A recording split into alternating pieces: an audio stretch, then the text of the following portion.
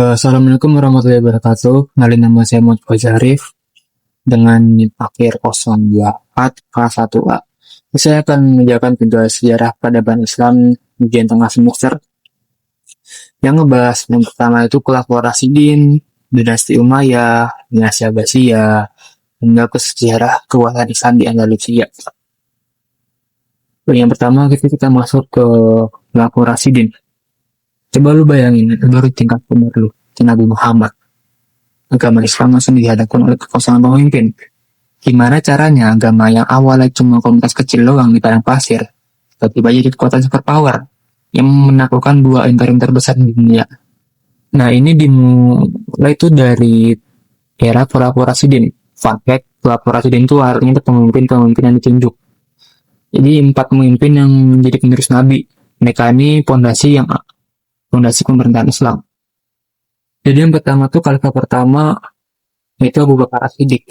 Jadi setelah Nabi Muhammad wafat, banyak banget pemberontakan di suku-suku terpencil dan juga beberapa ada yang mengaku Nabi. Nah, Abu Bakar ini perdam pemberontakan seluruh Jazirah Arab dan berhasil menyatukan kembali umat-umat Islam. Setelah stabil, Abu Bakar langsung tancap gas mulai ekspansi keluar perbatasan. Setelah Abu Bakar wafat, datanglah itu khalifah kedua, itu Umar bin Khattab. Di era ini tambah gila lagi. Ekspansi Islam tuh ngeri banget. Dalam waktu singkat, kekaisaran Persia runtuh total dan wilayah Romawi Timur di Suriah serta Mesir masih direbut. Bayangin, Islam tiba-tiba menjadi superpower global hanya dalam waktu singkat, kurang lebih 20 tahun.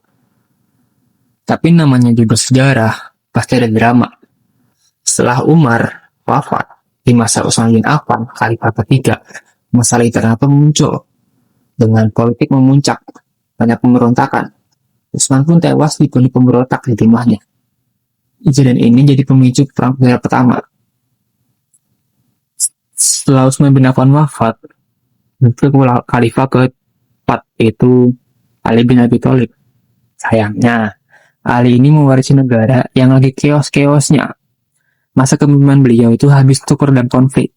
Dari pertempuran Jamal hingga Siffin. Pada akhirnya Ali pun wafat.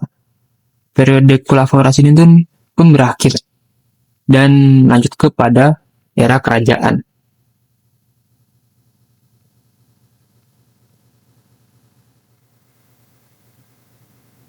Di sini kita masuk ke dinasti Umayyah. Dinasti Umayyah lahir pada tahun 660 Masehi yang didirikan oleh Muawiyah bin Abu Sufyan. Muawiyah ini langsung bikin 2 gebrakan kontroversial. Yang pertama, ibu kota dipindahkan dari Madinah ke Damaskus. Kenapa? Karena Muawiyah itu butuh power base militer yang kuat dan Damaskus itu adalah jawabannya. Terus yang kedua itu sistem kekhalifahan itu diubah jadi sistem dinasti. Itu aja. Ini memicu perlawanan, terutama dari keluarga Nabi. Yang puncaknya pada itu ada tragedi Karbala. Itu perang saudara. Terlepas dari kontroversialnya, harus diakui, dinasti Umayyah adalah arsitek dari kekaisaran Islam paling luas di dunia. Masa keemasan Umayyah jadi di era Khalifah Al-Walid pertama. Ekspansinya nggak karu-karuan. Di timur mereka menembus Asia Tengah. Tapi yang paling fenomenal itu ialah di barat. Ketika Panglima Tariq bin Ziyad menaklukkan Spanyol atau Andalus pada tahun 711 Masehi. Kalau kamu lihat petanya, wilayah kekuasaan mereka itu membentang dari Spanyol, Afrika Utara, Timur Tengah, sampai India.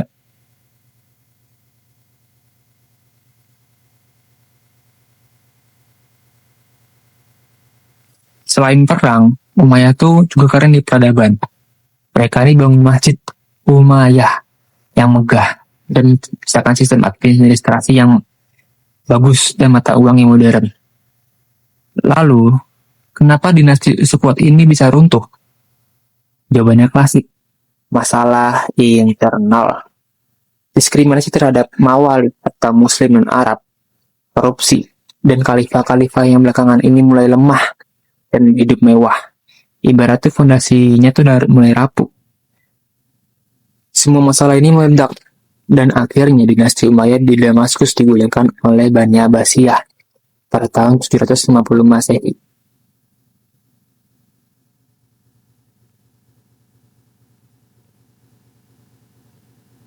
Jadi tadi kita bahas itu dinasti Umayyad yaitu karena konflik dan diskriminasi.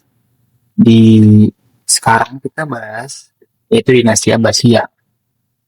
Ini tuh bukan cuma ganti dinasti doang, tapi ini soal revolusi, soal bagaimana Islam mencapai puncak peradaban, mengubah peta dunia, dan melahirkan zaman keemasan atau the golden age Islam.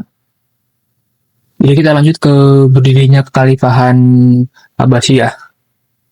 Abbasiyah itu berasal dari keturunan paman Nabi, yaitu Abbas bin Abdul Muthalib.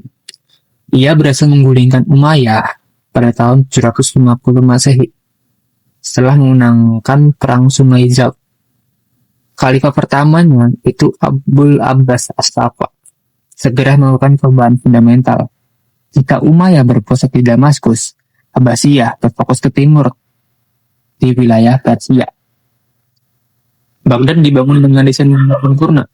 Jadi pusat perdagangan, politik, dan pengetahuan di bawah kepemimpinan Khalifah Abu Ja'far al-Mansur. Baghdad tumbuh jadi kota yang gak ada tandingannya di dunia. Kita masuk ke puncak kejayaan dinasti Abbasiyah atau Golden Age. Disinilah zaman keemasan dimulai. Bayangin Abbasiyah itu gak cuma fokus perang, mereka fokus di ilmu pengetahuan. Puncaknya adalah di era Harun al-Rashid dan putranya Al-Ma'mun. Tapi, seperti semua kekasaran besar, Abbasiyah pun mulai goyah. Faktor-faktor itu klasik sebenarnya. Yang pertama tuh politik internal. Khalifah mulai lemah dan hidup mewah. Yang kedua itu ekonomi. Gaya hidup mewah bikin uang kas negara itu menipis. Banyak wilayah yang memberontak dan mendirikan dinasti kecil sendiri. Terus yang ketiga itu ancaman eksternal.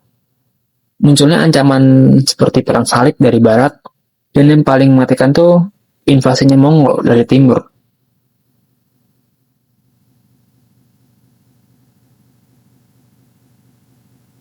Pernah dengar kisah tentang bagaimana peradaban Islam pernah menguasai dan mengubah Eropa selama 800 tahun, Mbak? Jadi kisah ini tuh dimulai pada tahun 711 Masehi. Semuanya berkat dua jenderal hebat dari dinasti Umayyah. Itu Tariq bin Ziyad dan Musa bin Nusayr. Tapi yang paling penting saat dinasti Umayyah di Damaskus runtuh, seorang pangeran Umayyah bernama Abdurrahman Ad-Dakhil berhasil kabur dan membangun kembali kekuasaan Umayyah di Cordoba. Inilah fondasi khilafah Cordoba yang legendaris. Cordoba di bawah kekuasaan Muslim adalah kota metropolitan terbesar di Eropa. Bayangkan, ada perpustakaan yang menyimpan ratusan buku manuskrip. Jauh lebih banyak daripada gabungan perpustakaan di Eropa Barat. Sekitar tahun 1031 Masehi, Khalifah Cordoba pecah. Andalusia terbelah menjadi puluhan kerajaan kecil atau disebut juga Taifah yang saling berebut kekuasaan. Para Taifah ini saking ambiusnya, mereka bahkan rela menyewa tentara Kristen untuk melawan sesama Muslim demi kekuasaan. Perpecahan ini membuat kerajaan Kristen di utara seperti Kastil dan Aragon semakin kuat. Satu persatu kota besar di Islam itu jatuh di Spanyol. Toledo, Sevilla, hingga Cordoba itu hancur. Yang tersisa itu hanyalah kerajaan Granada Selatan. Sekian penjelasan dari saya yang membahas kolaborasi di dinasti Umayyah, dinasti Abbasiyah, hingga kerajaan Islam di Indonesia. Sekian dari saya, terima kasih.